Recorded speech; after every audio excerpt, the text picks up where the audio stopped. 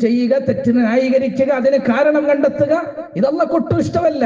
പക്ഷേ ആദം അലൈഹിസ്സലാത്തു വസ്സലാം ഖാല റബ്ബനാ ളലംനാ അൻഫുസനാ വഇൻ ലം തഗ്ഫിർ ലനാ വതർഹംനാ ലനകൂനന്ന മിനൽ ഖാസിരീൻ എന്ന് പറഞ്ഞ് 70 വർഷം കഴിഞ്ഞുകൂടിയപ്പോഴേക്ക് അല്ലാഹു തൗബ സ്വീകരിച്ചു എന്ന് മാത്രമല്ല, അല്ലാഹു സർവ്വ അനുഗ്രഹങ്ങളും തിരിച്ചു കൊടുത്ത് നബിയാക്കി ഈ ലോകത്തുനിന്ന് കൊണ്ടുപോയി ആദം അലൈഹിസ്സലാമിനെ.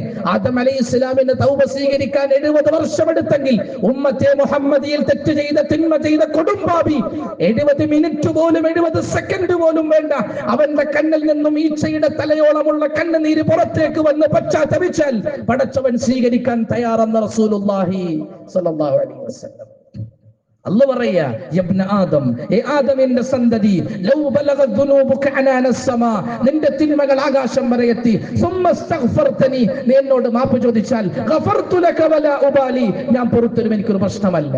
വലൗ അതൈത ബിഖുറാബിൽ അർളി ഖതായ, ഈ ഭൂമി നിറയെ തിന്മകളുമായി നീ എൻ്റെ അടുക്കൽ വന്നു, സുമ്മസ്തഗ്ഫർതനി, എന്നോട് മാപ്പ് ചോദിച്ചാൽ, ഗഫർതു ലക വലാ ഉബാലി, ഞാൻ പൊറുത്തരും, എനിക്കൊരു പ്രശ്നമല്ല. എത്ര കാരുണ്യവാനായ അല്ലാഹുവാണ്.